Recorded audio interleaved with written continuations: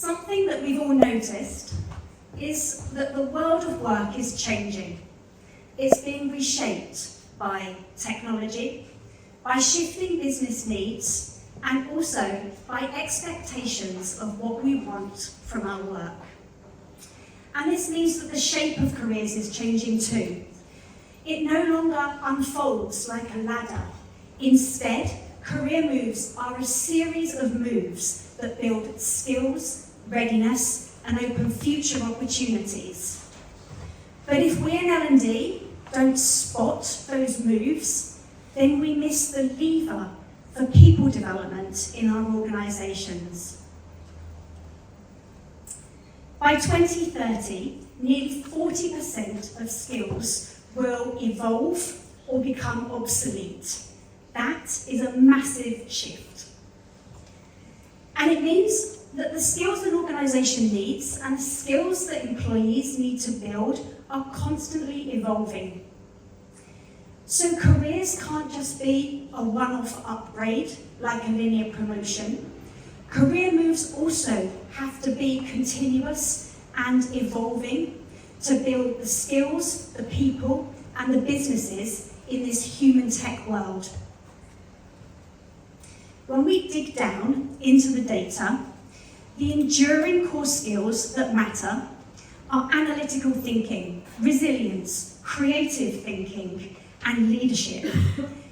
And the fastest growing skills are AI and big data, cybersecurity, digital literacy, curiosity, and learning, themes that we have already heard about today.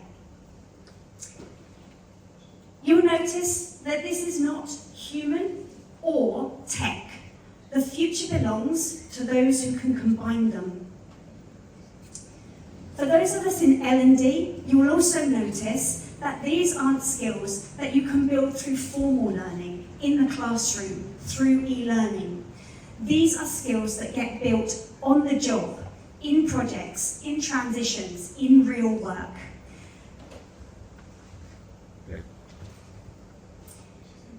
This is the place where careers and skills development combine. And it's also the place where the traditional career ladder isn't helping us. Careers aren't linear.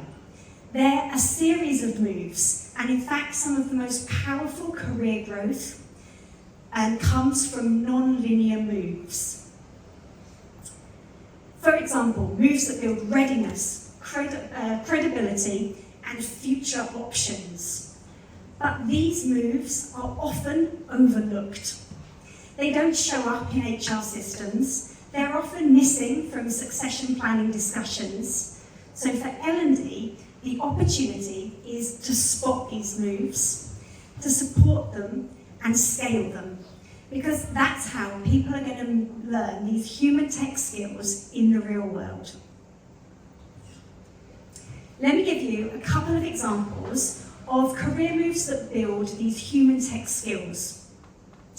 Firstly, we've got the career moves that build cross-functional credibility. For example, a data analyst joining a customer journey workshop, an HR partner co-designing a digital tool with IT. What these moves build is credibility and trusted problem solvers across boundaries, so that the organisation can build its cross-functional capabilities needed in a human tech world.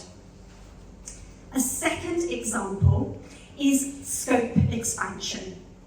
For example, a regional lead contributing to a global digital rollout, a team lead mentoring peers on an AI-enabled tool. What these moves build is readiness, demonstrating capability before a promotion exists, and the talent pool expands. And here's the link for L&D. These roles today, or these moves today, often happen by accident, by random coincidence. But if we can design for them, if we can spot them and intentionally design for them, then they become an intentional way of how people develop these human tech skills that organisations need. The opportunity for organisations is big. For example, imagine if we designed for these intentionally. Imagine if projects, reskilling moments, and stretch assignments weren't just one-off activities, but they were deliberate ways that people grow and develop in their careers.